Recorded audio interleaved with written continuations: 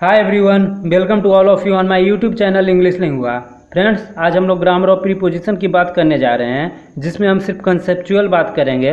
तो यदि आप लोग हमारे यूट्यूब चैनल पर नए हैं तो प्लीज़ चैनल को सब्सक्राइब कर दें और बेल आइकन को दबा दें, जिससे कि हमारे द्वारा डाले गए सभी वीडियो का नोटिफिकेशन आपको मिलता रहेगा।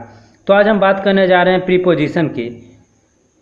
तो जैसा कि हम अपने पार्ट्स ऑफ स्पीच में जानते हैं कि दो पार्ट्स ऑफ स्पीच हमारे कनेक्टर्स के तौर पे यूज होते हैं, एक तो प्रीपोजिशन और दूसरा कंजंक्शन। जब हमें शब्दों को जोड़ना हो तब हम प्रीपोजिशन का यूज करते हैं, और जब हमें वाक्यों को जोड़ना हो, सेंटेंस को जोड़ना हो, तब हम कंजंक्शन का यूज करते हैं। यहाँ पे हम प्रीपोजिशन की बात करने जा रहे हैं, और प्रीपोजिशन के प्लेसमेंट को देखना हमारे लिए बहुत आवश्यक है। तो प्रीपोजिशन, यदि हम प्रीपोजिशन कहीं यूज कर रहे हैं तो उसके बाद क्या यूज करेंगे और उसके पहले क्या यूज करेंगे इस बात को जानना हमारे लिए बहुत आवश्यक है। तो बात है ऐसे कि प्रीपोजिशन के पहले हम कोई पार्ट्स ऑफ स्पीच रखें, इसका कोई गारंटी नहीं है कि कौन सा पार्ट्स ऑफ स्पीच रखें, लेकिन प्रीपोजिशन के बाद जो यूज होने वाला पार्ट्स ऑफ स्पीच है वो नाउन है, और सब्स्टिट्यूट ऑफ नाउन कहे जाने वाला पार्ट्स ऑफ स्पीच प्रोनाउन। और यदि हमें वर्ब को रखना है तो वर्ब के फोर्थ फॉर्म को रखेंगे, जिसे जेरंड के नाम से जानते हैं, जो कि वर्बियल फॉर्म होता है। तो ये बातें प्रीपोजिशन के बाद फिक्स फॉर्म है, इस कारण से ये हमारा बैंकिंग एसएससी के एग्जामिनेशन में कॉमन एरर का एक बहुत बड़ा एरिया बन जाता है, क्योंकि ये फॉर्म फिक्स होते हैं और इसके पहले हम कुछ भी यूज करें, कोई भी प्रीपोजिशन कोई भी पार्ट्स ऑफ स्पीच यूज कर सकते हैं, ये कोई गारंटी नहीं है कि यही रखे।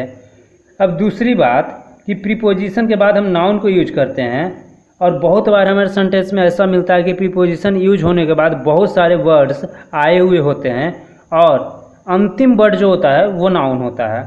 तो ये रूल है कि प्रीपोजिशन के बाद यदि ग्रुप ऑफ वर्ड्स आए हुए हैं तो लास्ट वाला वर्ड ही नाउन होगा। यदि 6 वर्ड आए हैं तो छठा वर्ड नाउन होगा, 8 वर्ड आए हैं तो 8वां वर्ड नाउन होगा। इस बात को हम क्वेश्चन के थ्रू समझने की कोशिश करते हैं। यहाँ पे क्वेश्चन जो है, in the hurriedly summoned meeting the newly appointed president delivered a nicely prepared lecture before in highly experienced board members. यहाँ पे देखें तो इन हमारा प्रीपोजिशन है, तो इन ये इंडिकेट करता है कि इसके बाद एक नाउन आया हुआ है, और इसके बाद जो हमें मिल रहा है वो द हर्रिडली समन्ड मीटिंग। यहाँ पे अभी जस्ट मैंने बताया था कि इन के बाद यदि ग्रुप ऑफ वर्ड्स हों तो लास्ट वर्ड नाउन होगा। तो यहाँ पे देखें तो इन के लिए जो नाउन यूज हुआ है वो हमारा मीटिंग नाउन है। इस नाउन के पहले हम, जैसा कि हम जानते हैं कि नाउन के पहले नाउन का क्वालिफायर्स एडजेक्टिव को रख सकते हैं, तो ये हमारा एडजेक्टिव है, और एडजेक्टिव के पहले एडजेक्टिव का क्वालिफायर एडवर्ब है जो कि रखा जा सकता है, तो हमें यहाँ पे रख दिए हैं। नेक्स्ट देखें तो द, फिर से हमारा डिटरमाइनर यूज हुआ है, और डिटरमाइनर के बाद ये प्रीपोजिशन और डिटरमाइनर ये शो करता है कि उसके साथ नाउन आया हुआ है, तो ये डिटरमाइनर के साथ भी नाउन आया है। तो इस डिटरमाइनर के लिए जो नाउन है वो प्रेसिडेंट है, और प्रेसिडेंट के लिए अपॉइंटेड, इसका क्वालिफायर्स एडजेक्टिव है, और इस अपॉइंटेड के लिए न्यूली एडवर्ब का काम किया। नेक्स्ट देखें तो डिलीवर्ड, जो कि हमारा वर्ब है, और वर्ब के बाद फिर से एक डिटरमाइनर है जिसे आर्टिकल कहते हैं। ये डिटरमाइनर के बाद फिर से एक नाउन आया हुआ होगा, तो इस डिटरमाइनर के लिए जो नाउन है वो लेक्चर है, और इस लेक्चर के लिए इसका क्वालिफायर्स प्रिपेयर्ड एडजेक्टिव के तौर पे आया है, और एडजेक्टिव के लिए नाइसली जो हो गया वो एडवर्ब हो गया। यहाँ पे बिफोर द हाइल इन के फिर से यहाँ पे इन जो प्रीपोजिशन है, तो प्रीपोजिशन के लिए फिर से नाउन आया होगा, तो इस प्रीपोजिशन के लिए जो नाउन है वो बोर्ड मेंबर्स है। तो बोर्ड मेंबर्स नाउन हो गए, तो नाउन से पहले यदि एक्सपीरियंस्ड है, तो जैसा कि हम जानते हैं कि नाउन के पहले एक ही पार्ट्स ऑफ स्पीच आ सकता है, वो हमारा एडजेक्टिव आ सकता है। अब यहाँ पे लोगों को थोड़ा सा प्रॉब्लम होगा कि यहाँ पे मैं इसे एडजेक्टिव कहा और यहाँ पे डिटरमाइनर, तो एक बात ध्यान रखने की है, एडजेक्टिव का ही पार्ट डिटरमाइनर है, जिसे हम डिटरमाइनर कहते हैं। तो ये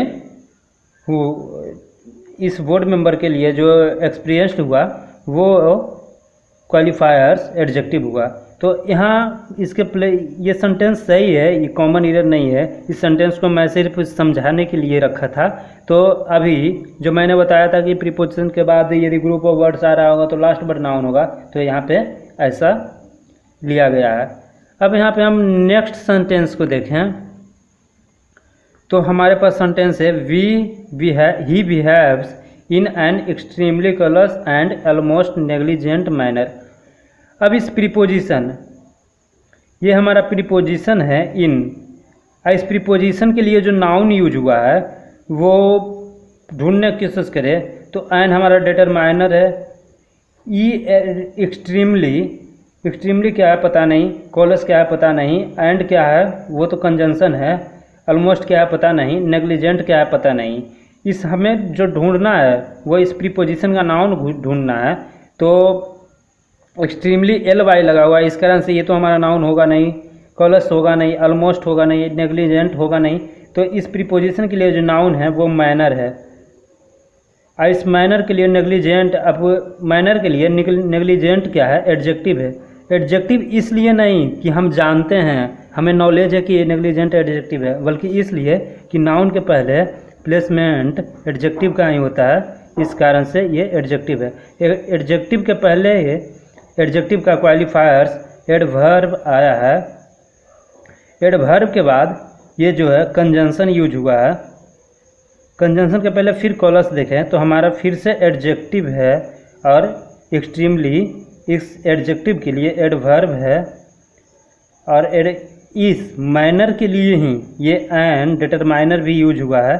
कभी कभी ऐसा भी होता है कि हम नाउन यूज कर रहे हैं, नाउन के लिए एडजेक्टिव यूज किए, एडजेक्टिव के लिए एडवर्ब यूज किए, और एंड लगाकर फिर से एक एडजेक्टिव और एडवर्ब यूज किया जा सकता है। जैसा कि हम लिखते हैं the very handsome and extremely intelligent Y. तो अभी भी द वाई ही है। द वाई के लिए intelligent adjective, adjective extremely adverb, फिर कंजंक्शन लगाकर हैंडसम एडजेक्टिव और वेरी एडवर्ब हम यूज कर दिए।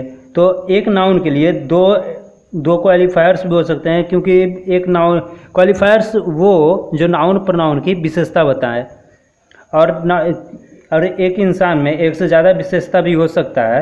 इस कारण से नाउन ये जो बॉय है वो इंटेलिजेंट भी है और हैंडसम भी है। इस कारण से एंड लगाकर हम दो एडजेक्टिव रख सकते हैं, और इस एडजेक्टिव के लिए उसका क्वालिफायर्स रख सकते हैं, जैसा कि इसमें किया गया है।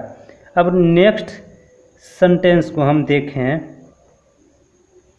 We feel insecured courtesy our negligence. ये सेंटेंस थोड़ा सा अलग टाइप से है, जिसमें आपको दूसरा कंसेप्ट मिलने वाला है। तो वी को हम कहें तो हमारा सब्जेक्ट हुआ, यदि पार्ट्स ऑफ स्पीच में डाले तो प्रोनाउन हुआ। फील को देखें तो फील हमारा वर्ब हुआ। इनसिक्योर बोले तो ये एडजेक्टिव है। अब इस वर्ब के बाद एडजेक्टिव आया है, तो ऐसा होता है कि वर्ब के पहले कभी तो नाउन आता है जो कि उसका ऑब्जेक्ट होता है, और कभी तो एडवर्ब होता है। जैसे ही इज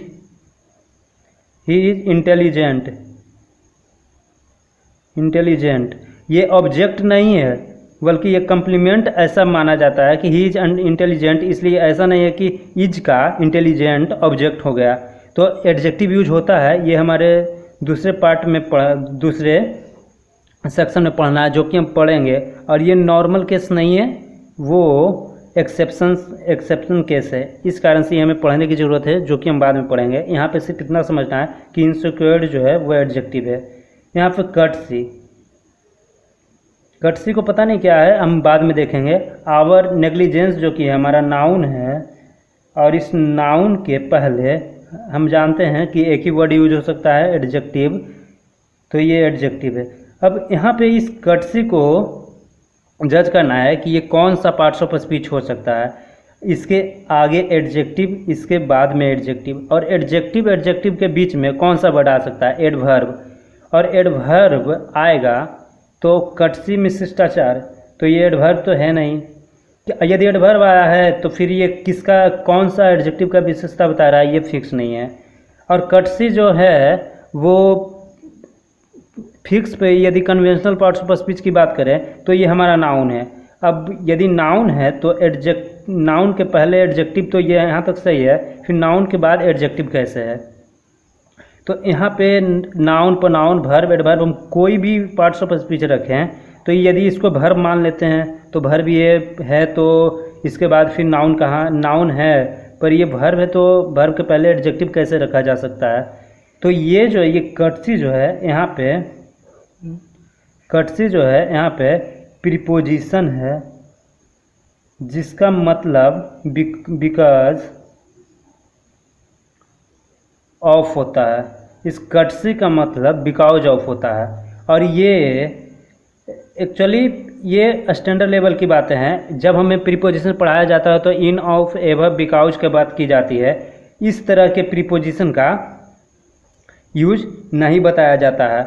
और इस तरह का प्रीपोजिशन, कुछ नाउन भी होते हैं जो प्रीपोजिशन की तरह काम करते हैं, हाँ, उसका मीनिंग चेंज हो जाता है। और इस तरह हमें सेंटेंस में इस तरह के प्रीपोजिशन दिखे, इसके लिए ग्रामर को खासा हाई लेवल चाहिए आपके ग्रामर में, जो कि डेवलप करने पड़ेंगे आपको। यदि आप बैंकिंग एसएससी की एग्जामिनेशन दे रहे हैं तो ऐसा प्रीपोजिशन भी आपको दिखाई दे, इसके लिए आपको अपने ग्रामर को डेवलप करना पड़ेगा। और ये जनरल बच्चे को तो नहीं समझ में आएगा, जो कि noun, pronoun, verb, adverb, adjective एक इंटरमीडिएट लेवल पे जो पढ़े हुए हैं उन्हें तो इस तरह के नाउन समझ में नहीं आया।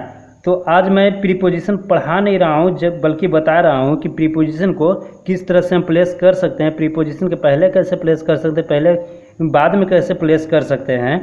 और प्रीपोजिशन का शक्ल सिर्फ इन, एबव, बिटवीन, बिकॉज, एमंग ही नहीं होता है, कुछ इस तरह के भी प्रीपोजिशन होते हैं। और इस तरह के प्रीपोजिशन आपको समझने की ज़रूरत है। हाँ, ये इसे पहचानेंगे कैसे, ये हमारा कैसे डेवलप होगा इतना नॉलेज कि हम इस तरह के प्रीपोजिशन को भी पहचान पाएँ, तो वो आप हमारे ऊपर छोड़िए और हमसे जुड़े रहिए।